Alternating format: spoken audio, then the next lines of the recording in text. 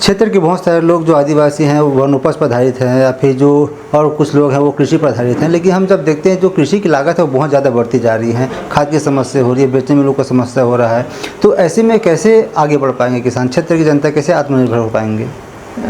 बहुत अच्छा प्रश्न किया है। वाकई में हमारे अन्नदाता तो किसान ही हैं यहाँ के, पर आप शुरू से देखे होंगे हमारे किसान भाई जो है लगातार, चाहे वो बीज के लिए हो चाहे खाद के लिए हो, जब हमारा ले दे के जब उनका बुआई का समय हुआ, धान बेचने का समय आया, लगातार जो है हमारे किसान भाई बहुत परेशान थे। कई किसान ऐसे हैं जो अभी तक अपने धान भी नहीं बेच पाए हैं,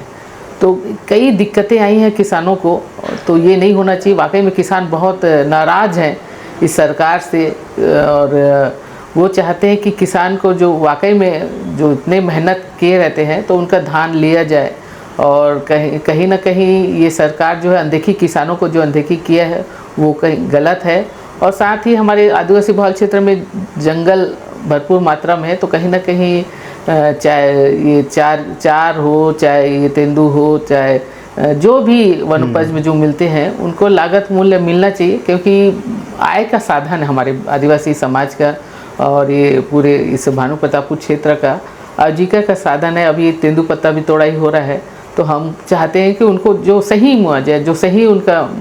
पैसा है उनको मिले, हम चाहते हैं। और रहा आप बेरोजगारी वाला भी बात कर रहे थे बीच में, मैं कहना चाहूँगी कि मैं, चूँकि मेरा पूरा माइनिंग एरिया है, भानुप्रतापपुर एरिया, और कहीं ना कहीं जो हमारे मूल वहाँ के जो हैं, कहीं ना कहीं स्थानीय लोगों को रोज़गार नहीं मिला है। मैं चाहती हूँ कि स्थानीय लोगों को जो है रोज़गार मिले, ताकि बेरोज़गारी की समस्या कम हो, हम ये चाहते हैं। जी, आपने माइनिंग एरिया का जिक्र किया मैडम, ये सवाल लगातार उठता रहा है, जो बस्तर में खनिज संसाधन हैं उन पर उद्योगपतियों की नज़र है। क्या ये सही है कि जो निवासी हैं यहाँ आसपास के ग्रामीण किसान आदिवासी, तो उनको फ़ायदा लाभ मिलना चाहिए था, उनसे उनको वंचित किया जा रहा है और एक तरफा फ़ायदा उद्योगपतियों को दिया जा रहा है? निश्चित ही इसमें कहीं ना कहीं जितने भी माइनिंग एरिया हैं उनको बड़े बड़े उद्योगपतियों को फ़ायदा पहुंचाने के लिए सरकार जो है जगह जगह उद्योग खोला जा रहा है। और जब खोलने से पहले गांव वाले को बड़ी बड़ी बातें करते हैं, जब खुल जाता है तो वाकई में जो वहाँ पर माइनिंग एरिया का जो उसके अंतर्गत जो भी गांव आते हैं, जो भी मूलभूत सुविधा उनको मिलना चाहिए, एक भी मूलभूत सुविधा उनको नहीं दिया जाता है, और स्थानीय लोगों को रोज़गार नहीं दिया जाता है। तो कहीं ना कहीं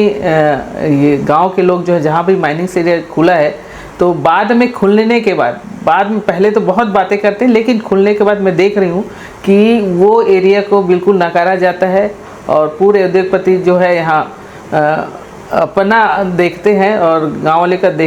अनदेखी करके जो है यहाँ से पूरा लूट के जाते हैं। तो हम चाहते हैं कि यहाँ के स्थानीय जो आसपास के गांव हैं उनको जितना भी स्वास्थ्य सुविधा हो, चाहे रोड पुलिया हो, इसको अनदेखी करते हैं। पर मैं चाहती हूँ उनको जो भी उस गांव को सुविधा दिया जाता है उसको देना चाहिए, और स्थानीय लोगों को नौकरी मिलना चाहिए। आपके क्षेत्र में भी कुछ गाँव ऐसे जहाँ लोग प्रोटेस्ट कर रहे हैं, आप भी वहाँ गई थी, क्या कुछ मामला है? हाँ, अभी ये कच्चे माइंस का मामला है। चूँकि वहाँ पर डंप जो किया गया था माल, वो पूरा गिर गया, और वो कहीं ना कहीं उस गांव को फिर बाद में कम से कम 32 परिवार हैं, वो 32 परिवार को खाली कराया गया है। और चूँकि मैं वहाँ के अधिकारियों से मिली, बात रखी हूँ, तो उनका कहना है कि हम जितने भी प्रभावित परिवार हैं, उन प्रभावित एरिया को जिनकी मकान जो क्षतिग्रस्त हो गया है, उनको सबको मकान बनाकर इन 6 महीनों में हम देंगे, और जो भी मूलभूत सुविधा है उनको, चाहे नौकरी का हो, पेयजल का हो, जो भी सुविधा हो, वो सुविधा को दिया जाएगा। 6 महीने का समय दिया है, हम 6 महीना देख लेते हैं क्या होता है। अगर 6 महीना के अंदर नहीं हुआ, उनको नहीं दिया गया, तो बिल्कुल मैं भी मेरे को भी मैदान में उतरना पड़ेगा, और इनके हक लड़ाई के लिए मैं भी उनके साथ खड़ी हूँ। हम भी चाहते हैं कि उनको गांव का जो प्रभावित एरिया है उनको जो भी मूलभूत सुविधा है वो मिले। जी।